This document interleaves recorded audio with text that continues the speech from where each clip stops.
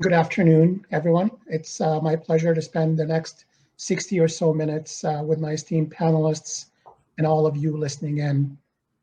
Nikki, if you cannot hear or see us, or if we start running a little bit behind schedule, please step in and let me know. And I just say so because I can only see my panelists. I can't necessarily see what's happening on the stage from your point of view.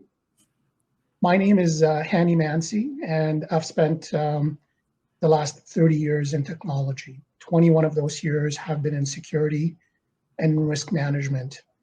Currently, I'm the Chief Information Security Officer for the City of Edmonton. My responsibilities include cybersecurity from governance to security operations and everything in between. As well, I'm responsible for disaster recovery and digital ethics. I'd like to start by having Rachel, then Martin, then Tim briefly introduce themselves. Then I will ask a few probing questions for us to gain a lens into the mindset of privacy and security executives. So if I could hand off, Rachel, if we could start with you. Sure. I'm Rachel Hayward. I'm the Director of Compliance and Special Investigations with the Alberta Privacy Commissioner's Office. I've been with the Commissioner's Office for 10 years. It was actually 10 years in August. And the last about 3 of those, I've been director. Our responsibilities with and the Director of Compliance portfolio is the self-reported breaches that are mandatory under 2 of the 3 pieces of legislation. And we also review all the privacy impact assessments. And my team is also responsible for a large number of the investigations that the OIPC completes, including our offense investigations. Okay. Excellent. And I'm Martin Dinel. I'm the Chief Information Security Officer for the Government of Alberta. I also have the title of Executive Lead for Innovation, Modernization, and Cybersecurity at GOA. So I've been the Chief Information Security Officer for the government for the past, just over 5 years now. And since Christmas time and a more heavy focused move towards digital services, I was also given the portfolio of Innovation and Modernization, which includes Alberta Digital Services. So that's anybody who's used my Alberta digital ID and such, that's essentially in my area. Modernization and rationalization, provincial broadband. Obviously, as we digitize services, it's important for Albertans to have connectivity to those services. I also have advanced analytics, artificial intelligence, and RPA in my area, and cybersecurity, which includes digital forensic investigations, security operations, threat intel, IMT risk management overall, cybersecurity awareness, and disaster recovery. Okay. I feel bad. I've only got one title. I'm the Chief Security Officer for the City of Calgary. Hi, folks. Tim McCreight. I've been in the security industry since 1981. I've had the pleasure of working with a number of folks that are on the screen here today, but also throughout my career, I've had executive positions, including CISO and CSO roles for different organizations. I think this is number 11 or 12 now I've been on, and I think this is the 13th or 14th team I've been able to redesign. Looking forward to today's session, so I'll hand it back to you, Hani. Thanks. Wonderful. Thank you. So this year's theme is resilient cybersecurity post-2020. As we know, cyber breaches are on the rise. This is important because technology is a vital component of most organizations. And as a result of the pandemic, organizations have transitioned to working from home at an unprecedented pace.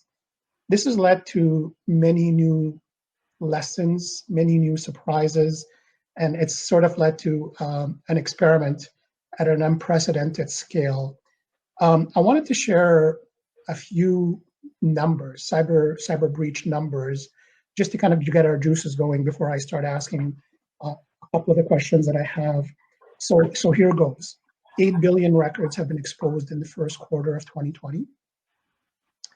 There has been a 4-fold increase in cybercrime since March 1st of this year, as reported by the FBI in April of this year. And so this is a little bit dated. I don't know what the numbers would be at this point. Cybersecurity global spending is projected to increase to $137 billion by 2022. Cybercrime economy is estimated at $6 trillion by 2021, which is just around the corner. this would place cybercrime as the G10 country, if that gives a little bit of scale. And finally, and there's some good news in this because the numbers keep coming down, the time for detecting, the average time to detecting a cyber compromise is at 56 days at this point. So I wanted to kind of just level set as to some of the challenges, the opportunities, and the improvements that we're seeing. And my first question to each of you, following your introductions, is how have your roles expanded over the past few years, and has this pandemic further altered your role? So maybe I'll switch it up this time. I'll start, Tim, with you. You're going to do that because my neighbor's cutting his grass, so this is perfect, right? No, I mean, so the numbers you gave, Hani, were pretty frightening. It's scary to see how our world is changing, and more so now because of COVID-19 and some of the, I think it's forced transformation that we're having to do with our workforce. Part of it, what I'm seeing, at least from my perspective, is this idea that we're now, the changes that I'm seeing is I'm relying now on 5,800 users doing the right thing at home. I'm just going to let that hang there for a couple of minutes. What I would love to see, I mean, in my utopia, is that we would have, everybody knows the computer hygiene you should have at work should bring home, but I don't know if that's going to be the case. I think you're right, though. What I'd love to see is some of the statistics that are going to come out in the end of this year, right? Now that we've had more people staying from home.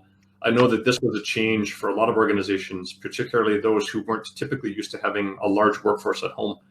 The same problems, though, are going to occur from home, right? We're still going to see the ransomware and the malware. We're still going to see attacks against the endpoints. We're still going to see people who are really interested in the data that all of our organizations hold, and they're going to do as much as they can, as often as they can now, to try to get that data from us.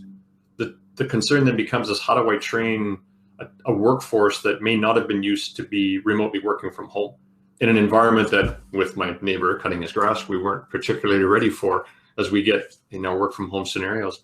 So how do I reduce the risk? How do I reduce the threat factors that are facing people working from home as they would be working from your office? We're using different service providers now for Wi-Fi and connectivity. We're using different locations now as opposed to our typical desks. We're sitting in bedrooms now and kitchen tables. I've seen people propped up on their, lucky fellows, propped up on their balconies to do their work. This has changed, right? And this has changed the paradigm of how we function. And this is going to become that new normal. So I'm looking for what the next 3 months brings. What's the next 6 months, the next year brings. That's where I'm really worried about, is those next few months. Thank you, Tim. Martin? Yes, actually, the COVID pandemic this year has acted as a catalyst not only for us, but also for attackers, obviously.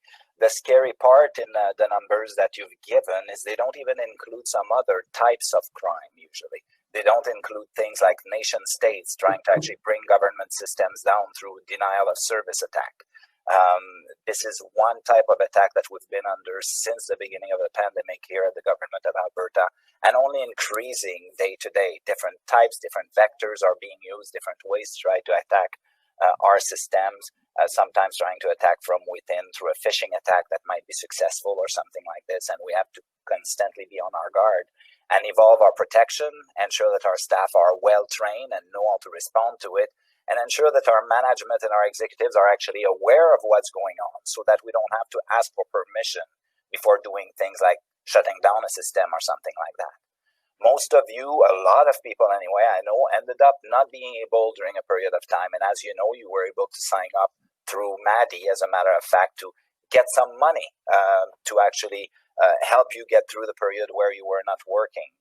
You should have seen the attacks coming on these systems, most of them from Russia, and I'm not saying it was Russians. As we all know, attackers like to actually redirect their attacks to actually blame other parties, but it's been going on since the beginning of the pandemic. Now, for us, just put it in perspective, actually, we have about 35,000 employees and contractors at the government of Alberta. And 1 week into the pandemic, once we decided that we were going to work remotely, we were essentially being asked to provide services that would enable those 35,000 people to work remotely, working from home. And we managed to actually do that just in a few weeks.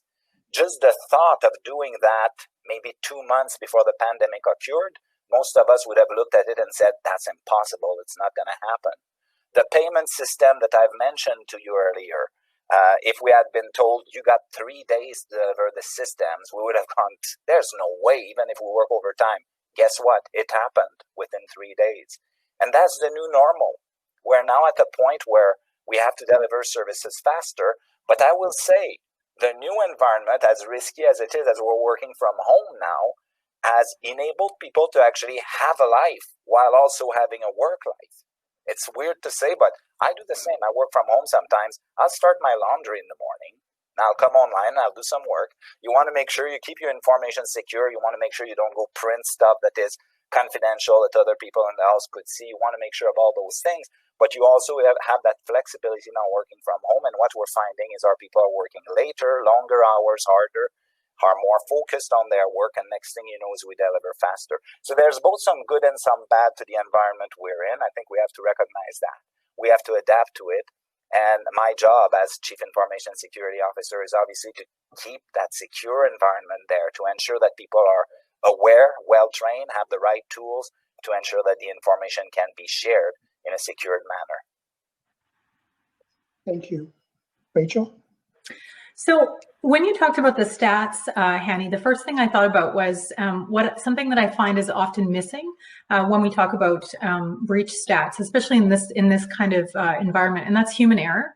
And I would say when we talk about breaches as a result of the pandemic, the majority of the ones we've seen are actually due to human error, and it's because people were rushing to get home and people were, grabbing documents they probably shouldn't have had and left them in their car, and their car was broken into, or somebody wasn't in an office for a period of time, so they didn't know that a breach had happened because nobody was checking in on that in that office for a period of time. So we do definitely see some human error along those lines. What's different in my environment from Tim's and Martin's is that our role is guided by legislation.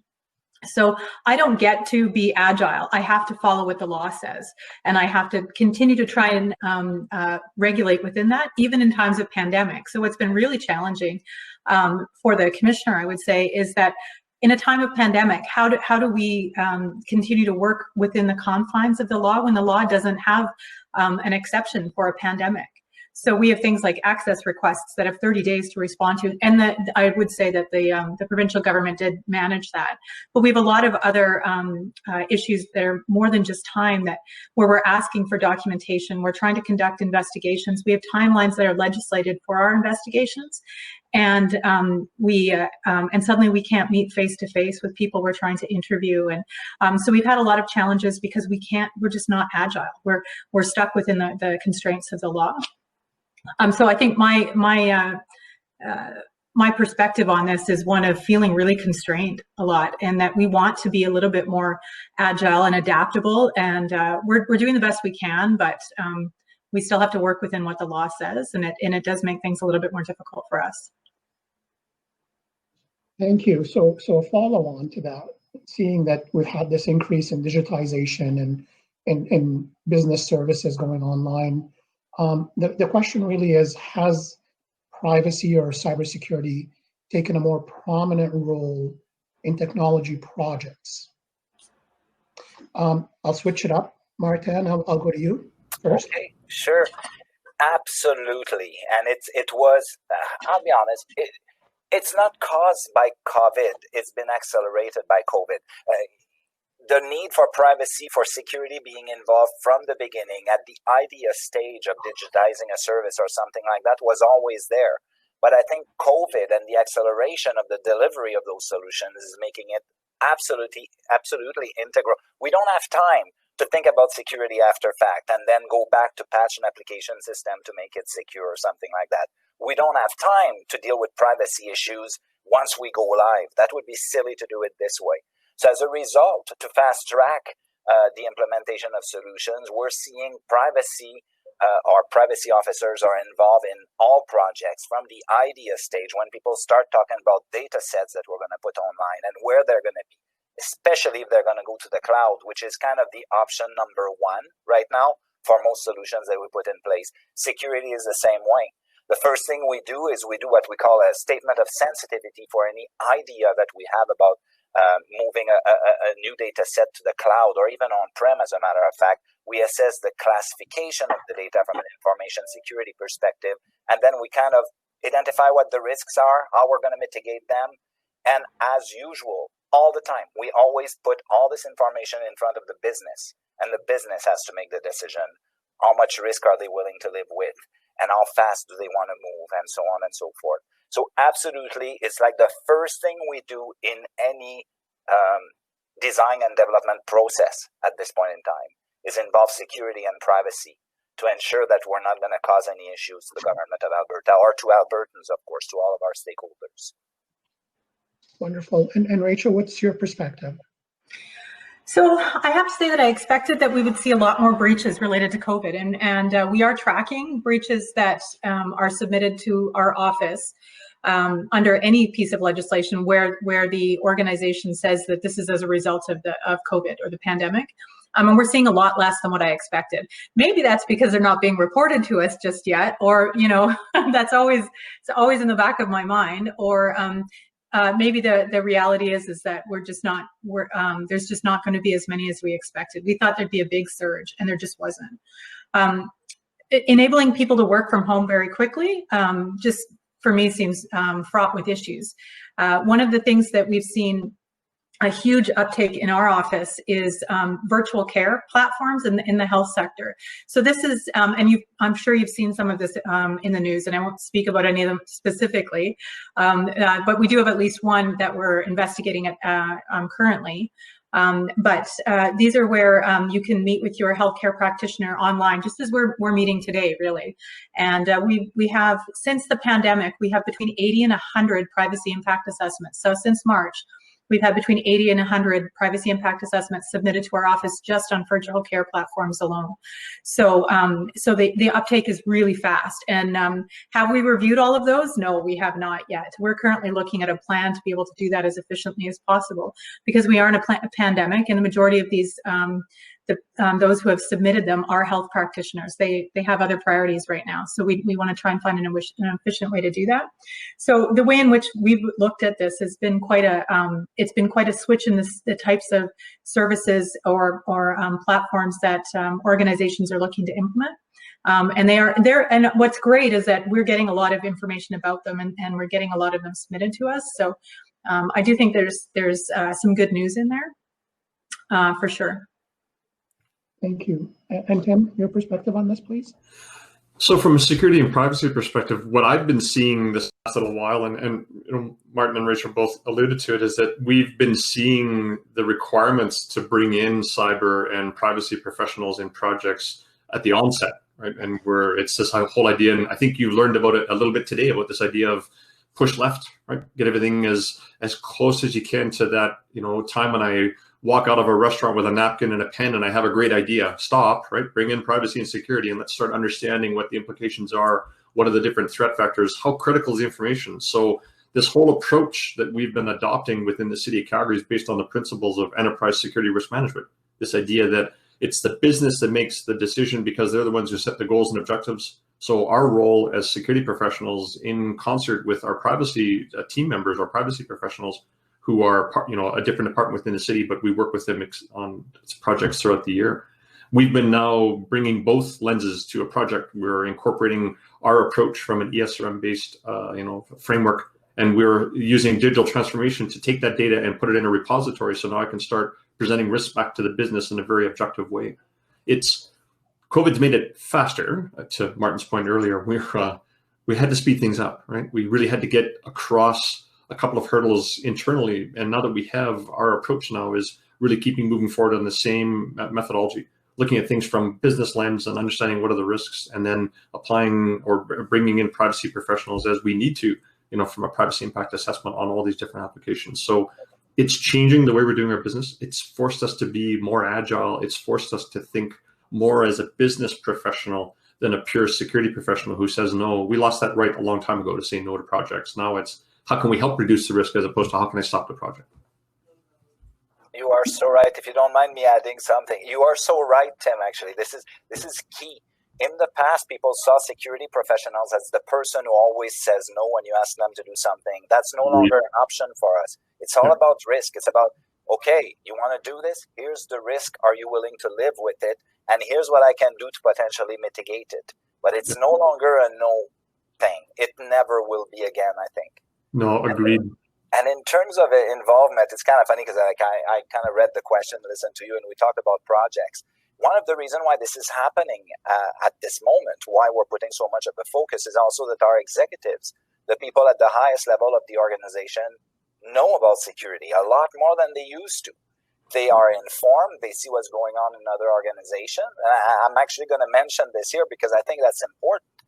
When there was a switch in government 2 years ago from NDP to UCP, there was a transition team that had been put together, and literally 1 week after the election was over, I was brought in personally to do a presentation on cybersecurity to the transition team. This is how important it's becoming to organizations nowadays. It's no longer cybersecurity is that side thing that this geek in the corner in a dark room with a desk and a pen and takes care of. It's not. I was not talking about you, Tim. Although, yeah, it does fit, doesn't it? But it truly has become a major focus for the executives of every organization. It is, and I agree with you, Martin. I think there's a point where now we're being asked to provide context to business so they can make a better decision, and that's a role we haven't played up until probably about not that long ago, maybe 3, 4, at most 5 years. But now that we're being brought to that table, now it's on us as security professionals to start making those business presentations as opposed to those truly technical presentations. And that's where our next change has to be in the profession is now, how do I focus on risk? How do I focus on business? How do I make sure that we bring in privacy so that all of the aspects that we need to cover from the data that we're responsible for, that we're able to protect it? And then how do I, as a security professional, walk away from it if the business decides against something I recommend? How do you do that? Right? So, I mean, thank you. These are all excellent perspectives, and I fully agree. So if I was to sort of surmise them in some sort of a call to action, it would be to ensure that we're very tightly stitched, integrated with the business, so that we're having business value and business risk conversations, that we are regularly, performing very efficient and very effective assessments, privacy impact assessments, threat risk assessments, and providing pragmatic guidance or pragmatic direction to the asset owners or the business executives that are responsible for these business services, that we've ensured that security and privacy are embedded at the very beginning of our initiatives. And I know Tanya talked about software development lifecycle, now with secure software development lifecycle, as well as, the security team is now not the security office, or the privacy office and not the privacy office, but it's all of your users. It's a team sport. Everyone has a responsibility, although their responsibilities vary, but everyone has a responsibility, and we probably need to do a really good job of making sure that we improve their knowledge of what they need to do. So maybe what I would ask is, with all of this in mind, pandemic or no pandemic, we know we're moving in the right direction. And honestly, after 30 years, I'm very happy to see this continued trend. My question is, have you or your teams had to acquire new skills or new tools to be able to move forward?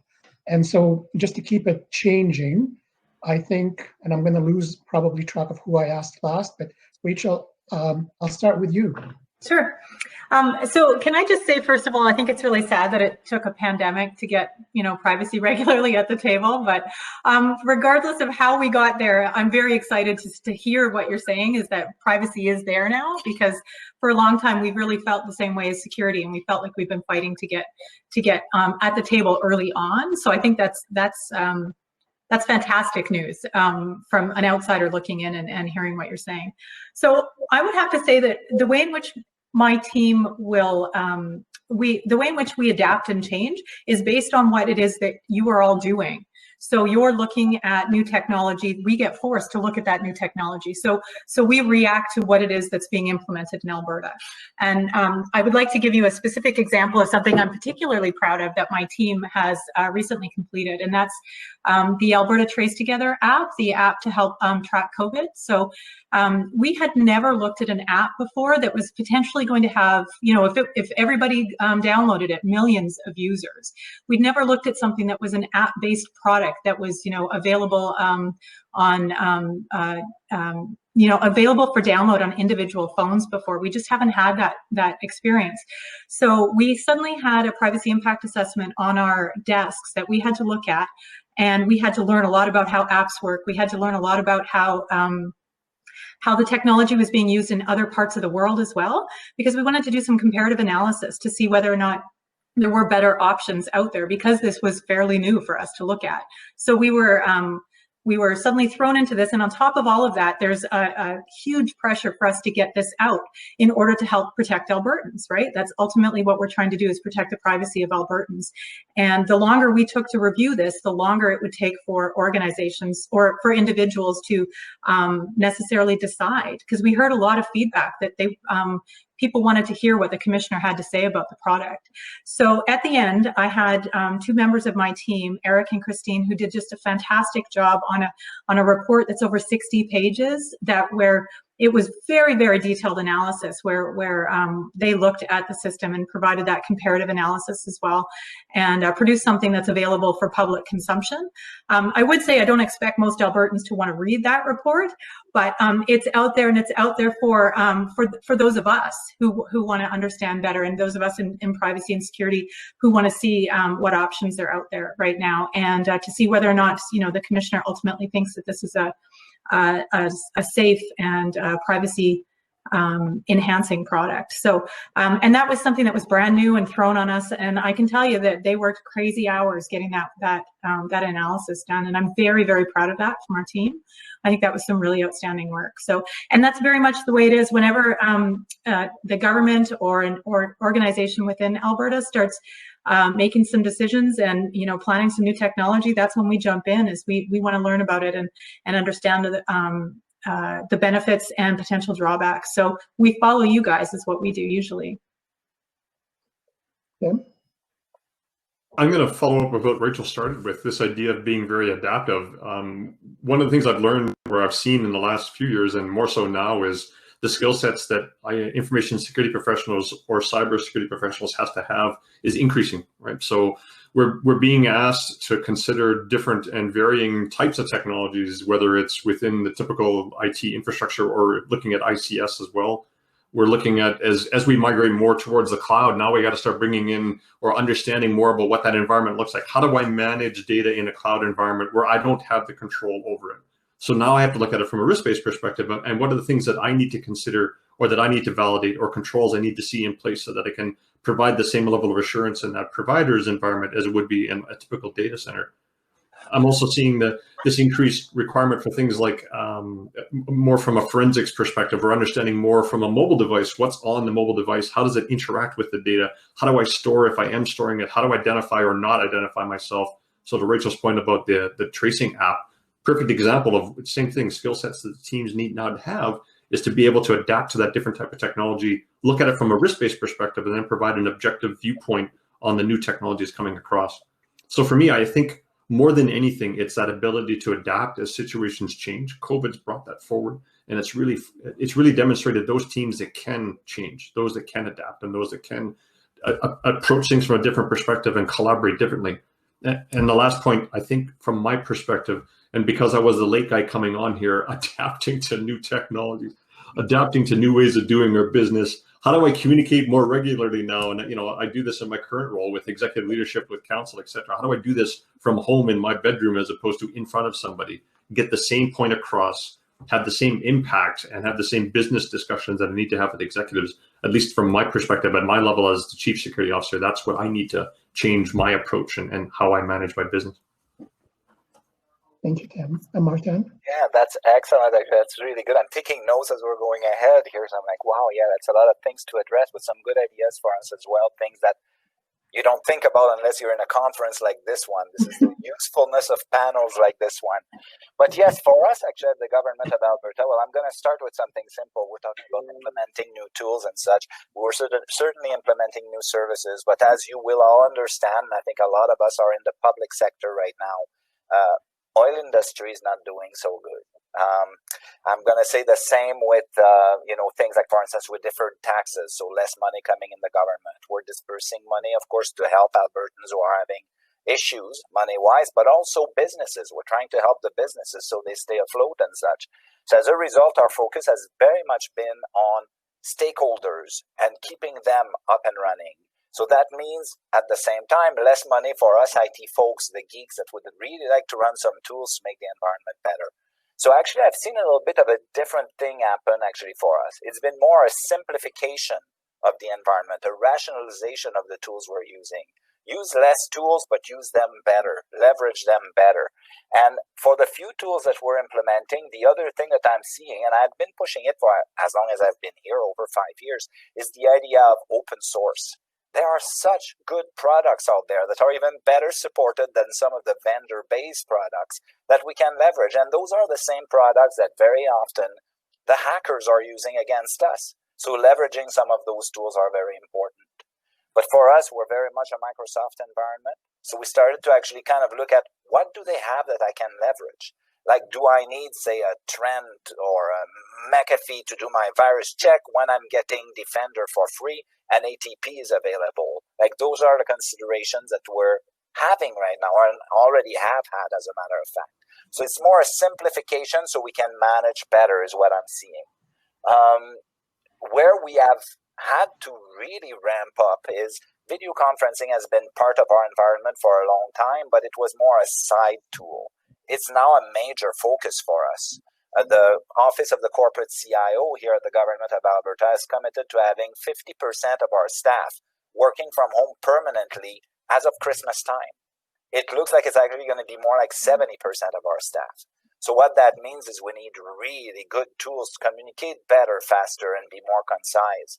And we find that that's what has been happening with the tools that we're using. We're currently using WebEx, but also we're starting to implement Teams. We want to do it right, though. We don't want to just jump into it. Again, sometimes security concerns, sometimes integration concerns. But so we're moving gradually towards those tools. And our vendors, our partners have a lot of knowledge on this as well. The Ciscos of this world, the Microsoft of this world, our vendors like CGI, Accenture on the 1GX side. Involve them when you can. Those are your partners. They should be able to help you implement some of the new tools and strategies actually that are out there to help you in this situation. And that's what we've been doing. But holistically, I'm going to say main comment is actually, it's not necessarily going to acquire a whole bunch of new tools. It really has been more a simplification, rationalization, and better use of what we have. Thank you. That's very, very, very good. And I've been kind of, if you could see me bending down every now and then, making some notes, because some excellent points by some very, experienced professionals. We talked about a couple of things. We talked about being very aware of our business or economic conditions. Very, very key, so that we're always pragmatic about what we ask, where we take the business, what recommendations we give. We talked about some of the, current changes we're dealing with. Rachel, you talked about the tracing app. Tim, you talked about industrial control systems. Critical infrastructure is yet another thing we could talk about for hours. We talked about mobility and where we're heading there. And really another key thing for me was to make sure that we're working towards simplicity and better leveraging the tool sets that we have so that we can get better economies of scale, in my mind, maybe is the way I like to paraphrase it. One of the things that you touched on, Tim, was the way in which you communicate. And my follow-on question would be, is how have you changed the way in which you communicate with your business, with your executives during this time? And Martin, maybe I'll just get you to lead this one off. Sure. Actually, as I mentioned, the idea of video conferencing and things like that is being used big time. Presentations online, big time. Keeping them simple. We have all become experts as we're moving ahead at instead of blah, blah, blah, here's what we're doing and here's why and so on and so forth, we're looking at what cabinet and most of our deputy ministers and such require from us when we have information to communicate. What do they need? A briefing. It's right there in the name, briefing. Be brief, quick background. What are the options, your recommendation, and how you expect to be moving, what you're expecting from the person who's listening to you. And at that point in time, go, get moving. So be brief with everything that you do. Don't go forever. So that's probably one of the biggest things. Empowerment. Empowerment has been huge as well. It's no longer a question of going through 5 different levels to get approvals for something. Put somebody in charge who's going to be able to run the whole gambit and make it happen and get the approvals coming from that person or maybe the supervisor of that person, but simplify approval processes. And that's the other thing that's been happening as well. This way, there's less turmoil, less questioning, and we don't have time for the perfect solution anymore. Like, for instance, when it came to payment to Albertans, I'm sure some people have tried to sign up over the first couple of days when everybody was trying to log in at the same time and there were some issues. We actually knew there would probably be some issues with that, but it was either we do it now, we make it happen and we help people right away, or we fiddle around for the next 3 weeks to try to figure out the perfect solution. So that's the other thing that has simplified itself. The solutions we're looking for. Don't look for perfect, look for the best case you can make for yourself, look at risks, accept a certain level, and then improve over time. This agile methodology of delivering something quick and then repeating slices of improving the situation is way better than the old waterfall projects where we would talk about requirements for months, start designing for months, implement over a number of months, and by the time you deliver, the requirements all have changed. So that's been our approach from a communication perspective. Thank you, Rachel. So I think it's quite interesting because both Tim and Martin, they both work in large organizations. The OIPC has 42 staff members between 2 offices. We have a small budget. I think our budget last year, and this is public, was around $7 million. We don't have a lot of money. So when a pandemic hits, we don't have spare change in the back to use. We literally have that money set up for everything. And we had to go out and buy laptops when the pandemic hit, so that we had staff that could actually work from home. I think we had about 3 people in the office, me being one of them, that actually had laptops rather than desktops. So we had a huge change from that perspective. And so when we talk about being able to communicate effectively differently, we're still working on it. We don't have a great approach yet. We don't use Zoom. We don't use Teams. We don't use anything except, good old fashioned 1990s teleconferencing technology. We don't see each other. This is the first day I've had to dress up for work in ages. We just talk on the phone. So I'm wearing shorts right now. So we don't have, not only do we not have the resources, but because of we are the commissioner's office, we don't just implement technology without doing a privacy impact assessment first. And if we do our own privacy impact assessment, that certainly has different, it has a different feel to it, shall we say, than if we hire an outside organization to do that for us. And we just bought a whole bunch of laptops that weren't budgeted for. And so then, getting an outside organization to do a privacy impact assessment for us, these things are going to take time to figure out how we can financially manage that. So we're not there yet. We're starting to look at some other technology that we might be able to use, but right now we're one of those organizations, and I'm sure that there's lots of others out there that are struggling to use what we had before during the pandemic, which was teleconferencing for the most part, and we're trying to figure out still what is the best way for us to communicate. We definitely we communicate with organizations a lot via email, but we were doing that before as well. So we just don't have a lot of we just don't have the opportunity to make a lot of these changes that we'd like to be able to make as quickly as we'd like to be able to make them. It does look like we'll start to head down these paths and start to find, new and more innovative ways to do this, because it is a bit clunky the way we're operating right now. And for those of you who are working with us on privacy impact assessments or investigations, I apologize, because it is clunky for us, and we're struggling a little bit. Sometimes we have to wait until we're going to the office, and we're only really allocated 1 day per every 2 weeks to go into the office. So it's been a bit of a struggle, and I'm hoping that we will continue to move forward on this. And let me just kind of step back and say, prior to the pandemic, no one at the OIPC worked from home. We didn't have a work from home policy, and it just wasn't something that was available to us. Dealing with the level of sensitivity of the information that we deal with, we kept it within the secure environment of the office. And again, nobody really had laptops. So this has been such a complete shift for us with not a lot of money or ability to make sudden changes. We've definitely struggled, and we're starting to get a few ideas and starting to move forward now, but it's been a really hard turn for us, for sure. Thanks, Rachel. Tim, what are your thoughts? Well, I'll kind of close it off by I'll knit a few of these things together. We've adapted our approach. We started this a little while ago before the pandemic hit. That is changing our approach to how we communicate, particularly with our clients and our business units that we interact with, but also with executives and outside agencies.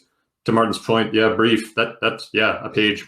I'm a sock crayon kind of guy. If it's a couple of pages long, I'm not going to read it. I don't have that kind of time. So I'm trying to figure out who my audience is, clients, executives. So I'm trying to keep it short, right?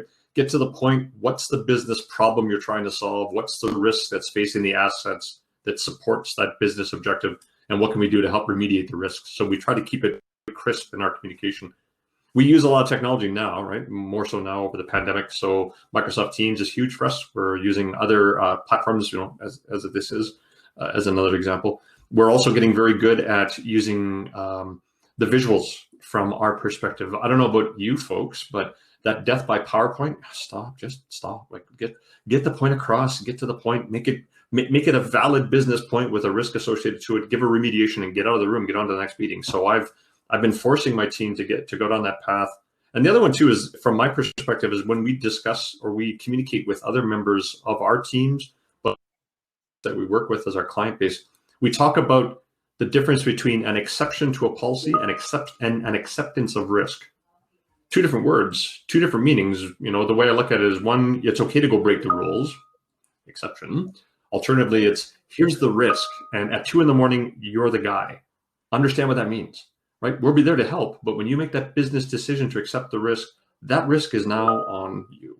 And that's when we get to some really interesting conversations with executives, because the point's being made that this is now a business decision to accept the risk, or would you like to work with our team and the IT operations group to help reduce the risk? So those are things I've seen change, at least in the last couple of years. But throughout my career, this idea of talking about things from a business perspective, changing the language that we have as security professionals, so it's a business discussion, not a put up a hand and say, no, now I want to talk about the problem. Can we look at it from a business perspective, keep it brief, to the point, gain their attention, get their acceptance, move on. Thank you. So some excellent points there. And really, if I could surmise just snippets of it around communicating briefly, communicating value and risk, and the note there is yes, the days of no, well, I think they're long gone. Hopefully none of us are doing that anymore, but it's making sure that we're communicating effectively so that business executives can make informed risk decisions. Because taking risk is not bad, and businesses take risk all the time. It's just a matter of understanding and quantifying what it is that you're taking on and for how long you will take that on, and maintaining that so that you don't lose sight of that in a year or 2 or 3, so that you have the opportunity to pivot back and close things if that's something that makes sense. So I'm just doing a bit of a time check. So it's almost 1:50. So running a little tight on time. I do have one more question to ask, and then we have a couple of questions from the audience that I'd like us to tackle if possible. So this could be an interesting one. So I was kind of looking forward to this one, left at the last.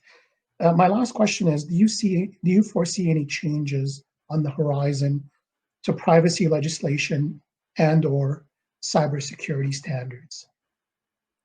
I will start. Rachel, I'm going to leave you to last.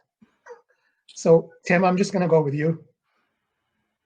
Perfect. Thanks for that, Hani. I appreciate it. From my end, yeah, I do. Actually, I do see changes, and I'm not going to overstep here, but I see changes, at least from, the linking more now between privacy requirements and security controls that should be in place to reduce the risk. And I was a big fan of the GDPR when it came out in Europe, not all 834 pages, but a good hunk of it. Should we see some of that come here? I think we should. I know some folks don't think that it's that it's a fairly hefty piece of legislation, but when you take a look at the premise behind it, I think as Canadians we'd be well served if we followed that type of change or that type of structure for the way that we manage the data that we need to hold confidential and private. I think as security professionals, it's going to become more and more upon us as organizations that hold data for citizens, for customers, etc. We need to do a better job of demonstrating how we've done that. So I'm a fan of looking at it from a security perspective. This is going to sound way out there, and I'll throw it out there for Martin to pick on me. But what if you started legislating security controls you had to have in place, similar to what we do for PCI? What about other requirements, and why not? Right? If we're doing our job well and focusing on the risk and putting in the right control, why can't we? What if we were just doing our job really well, right? And we didn't have to be told how to do it. I think that'd be a great idea. And I think what that would do is it would set the tone for executives as they start looking at things moving forward. So I'll start the brawl here and I'll let Martin jump in. Actually, it would be a brawl if I was not in agreement. I'm actually with a lot of what you said, but I'm going to say it goes beyond regulations and such. It goes also towards education, training, and awareness. We can no longer have just the security people being the experts and the information management people knowing the policies inside out. We need to get to a point where the general population, and certainly our young people, are trained very young to understand the risks and that they take sometimes with, just giving their name or giving their email address or something like that when they go to the store or something like that. That needs to come into play. So I'm going to say here, I'm actually a proponent of changing some of the rules. Okay, let me actually be more precise on this one. I don't think we need new rules as per se. We need to adapt them. Okay, so a lot of the regulations that exist are in terms of records, and I'm talking paper records. Like the government of Alberta, official records have been historically paper records. The digital records are usually a copy of the paper records. We need to move to the digitized world. We need to have database type policies and such.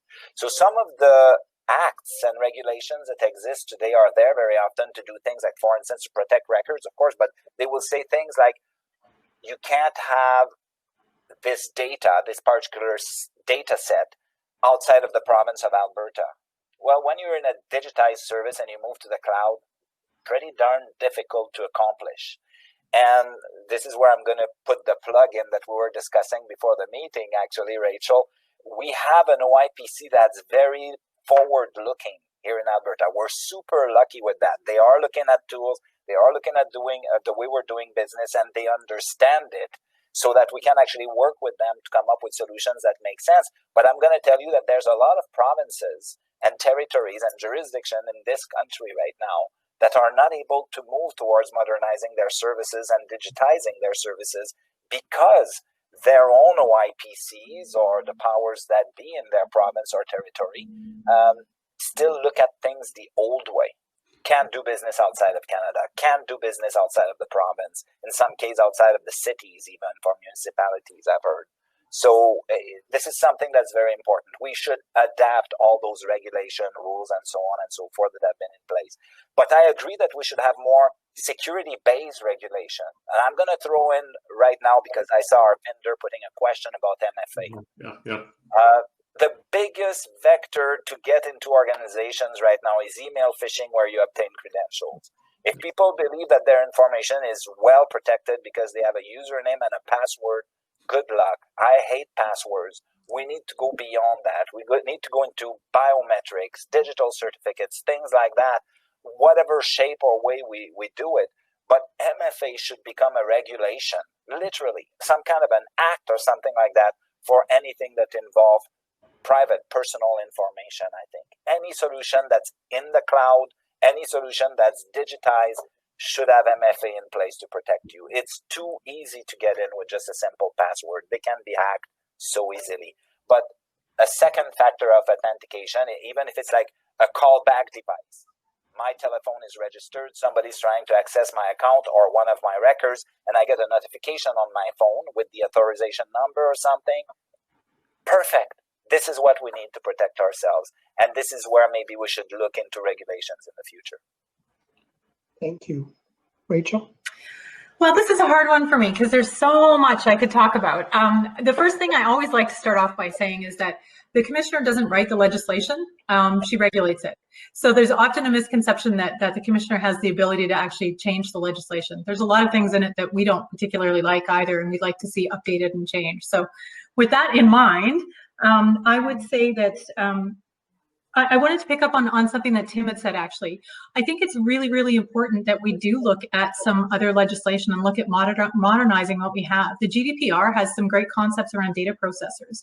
I'd love to see that. What we have right now, we call them information managers under the Health Information Act. And to be able to have a little bit more authority on some of the work that they do, a little bit more direct authority, I think would be really helpful. It is very rare nowadays where we come across an organization that isn't dealing with at least one data processor.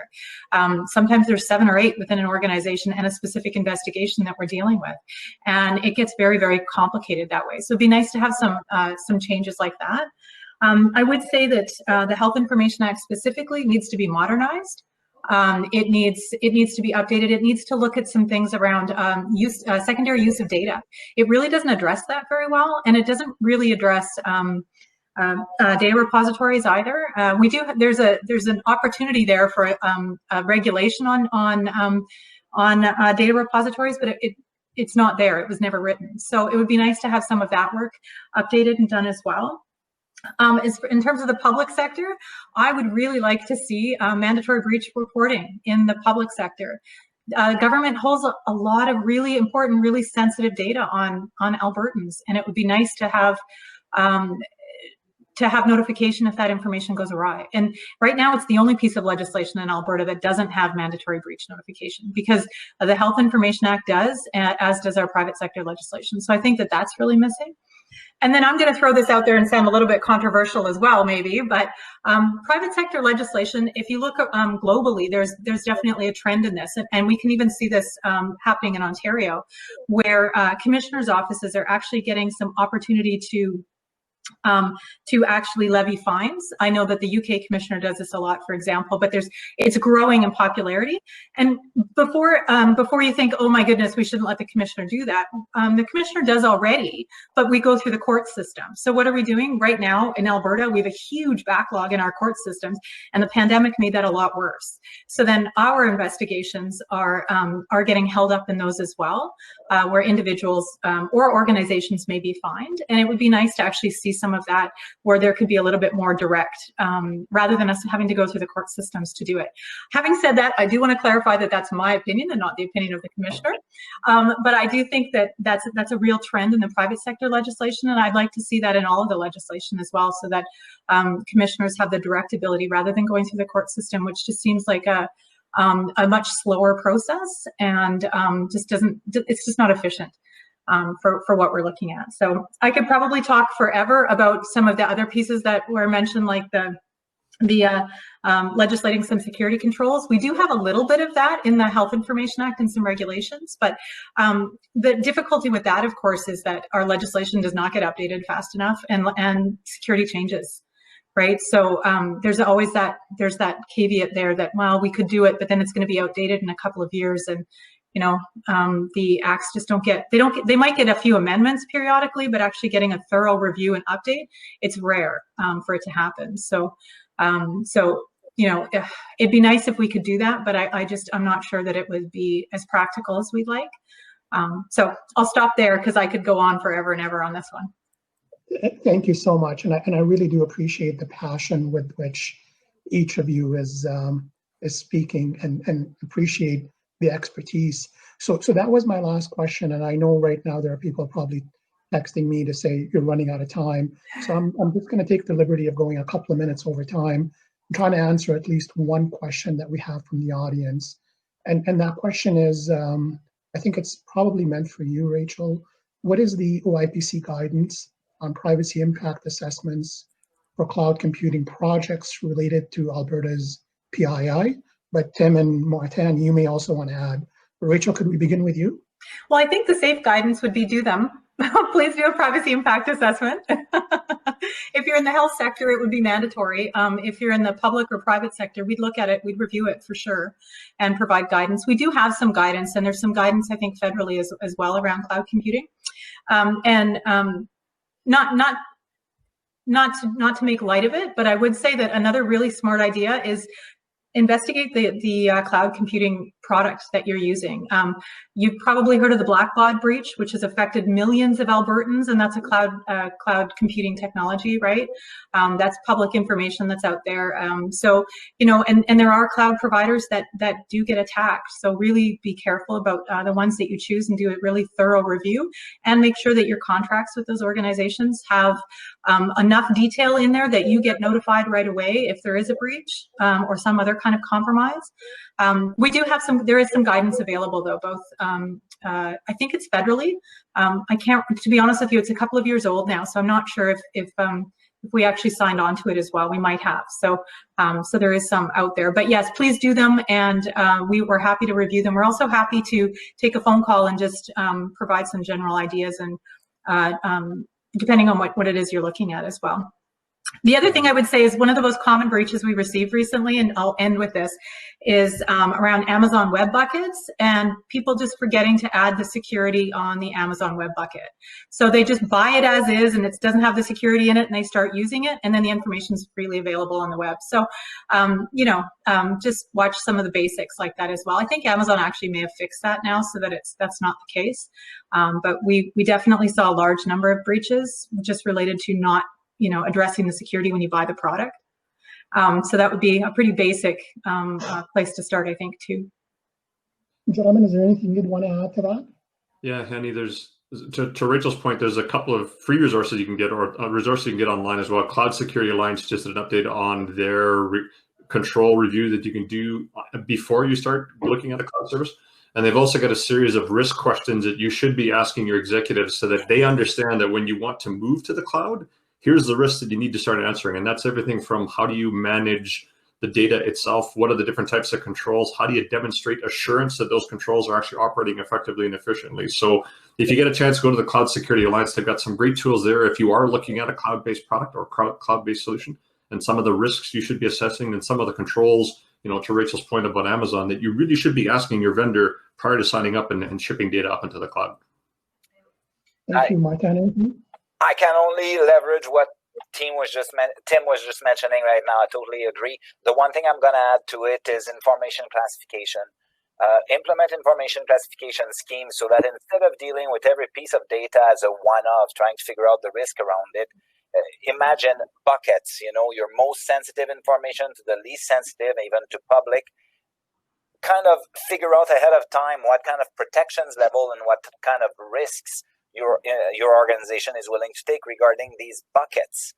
Then later on, all you have to do is take a piece of information, fit it in the right bucket, and you don't have a whole bunch of work to do. It's done already. It's been done with your classification.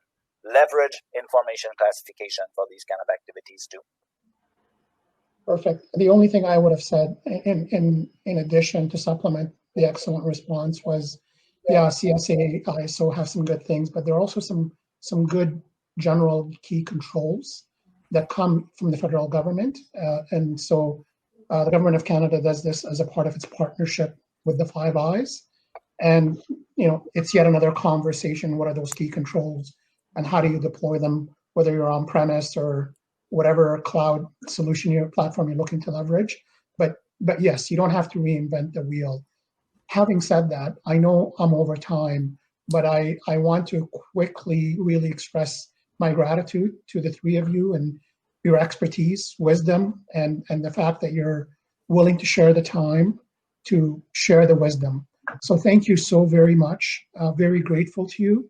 Best of luck, and I hope to see you in the very near future, maybe BSides Edmonton 2021. Sounds Perfect. fantastic. Thank you very much. Thank you. Thanks, everyone. Yeah. Cheers, Bye. everybody. Bye. Bye-bye.